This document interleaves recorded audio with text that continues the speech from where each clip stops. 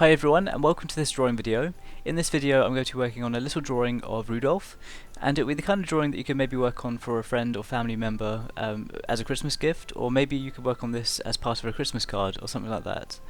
In terms of the equipment, I'm using a mechanical pencil with HB leads on smooth Bristol board paper. To smooth the shading I'm going to be using a blending stick, and to add highlights I'll use a small eraser.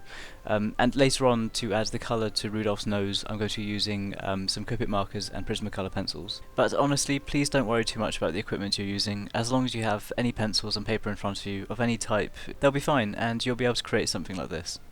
So I started off by sketching the front of Rudolph's face, and this is going to be an angled view with just one eye visible. And at first I just spent a bit of extra time trying to get the brows aligned and in the correct shape, and once I'd got them correctly aligned, I then worked on the outlines of the eye itself. I decided that I wanted to give Rudolph some big eyelashes, and I also wanted to make this eye almost an anime style. Also not forgetting to show part of the eyelashes on the other side of the face as well. After that I worked on the outlines of the nose, and with the angled view that meant that I only had to work on the outlines of one of the nostrils, and with that angled view I was also trying to get the correct alignment of the nose in proportion to the eyes. Sometimes a ruler can really help with situations like this, or maybe it's even possible to just take rough estimates of the angles and the measurements by using a pencil as a guideline. Downwards from the nose I worked on the outlines of Rudolph's mouth, giving Rudolph a nice smile, and then added the rest of Rudolph's chin as well. Just giving a rough shape at this point because obviously later on I'll be adding the fur texture. With those details drawn, I then wanted to work on the outlines of Rudolph's ears, starting off with the right ear, and it starts just above the corner of the eye. And I tried to give it a nice curved and rounded shape.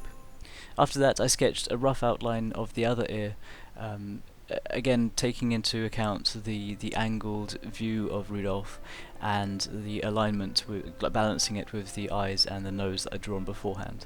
After that I roughly sketched the back of Rudolph's head and added a little bit of a neck to this portrait. For the final part of the sketching process I worked on the antlers, just trying to make them as symmetrical as possible and also trying to balance them with the alignment across the rest of the drawing.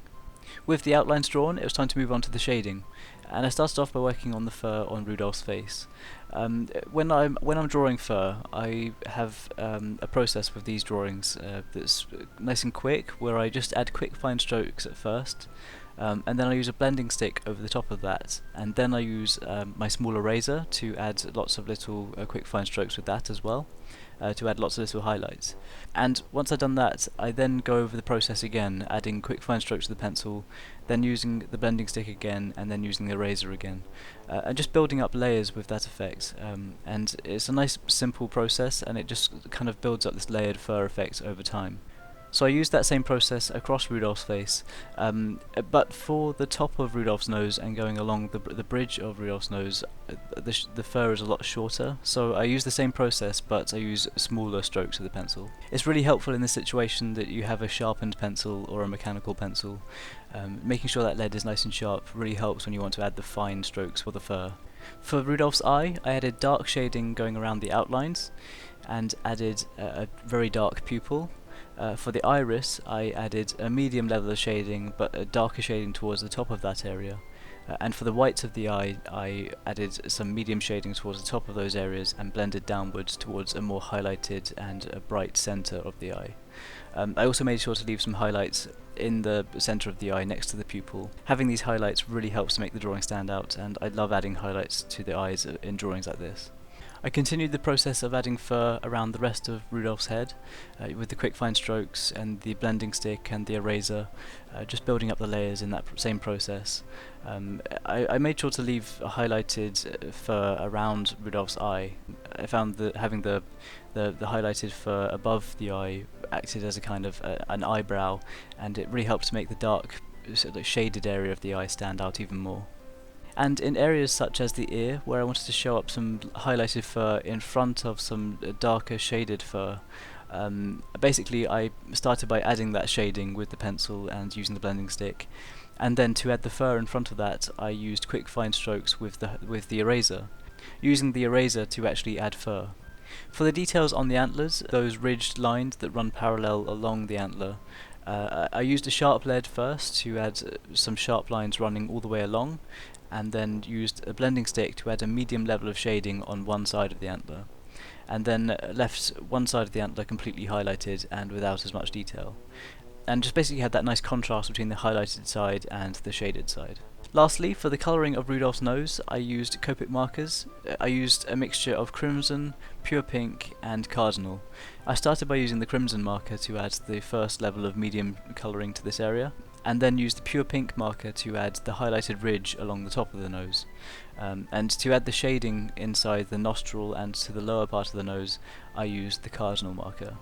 After that, with those base layers of colouring added, I then added shading with my pencil again, adding some dark shading inside the nostril and along the lower edge of the nose. And then I used a white Prismacolor pencil to add some highlighted edges going all the way around the nose, making it really stand out. And as a final touch, as a lot of you know, I love adding these highlights. I used my Uniball Signo Broad white ink pen to add some white paint dots of highlights to the top of the nose.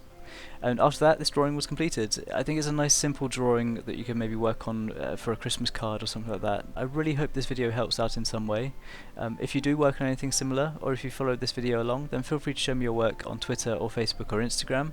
I would absolutely love to see. If you enjoy videos like this, then make sure to subscribe, and any likes or shares are hugely appreciated, and it really helps the channel out. If you want to follow my drawing progress photos and keep up to date with everything I'm working on, then be sure to check out the links in the description box below to check out my Twitter, Facebook and Instagram. And once again, thank you so much for the support on this channel. I really hope this video helps out in some way. Thanks for watching, I hope you're having a great day, and I'll see you all soon.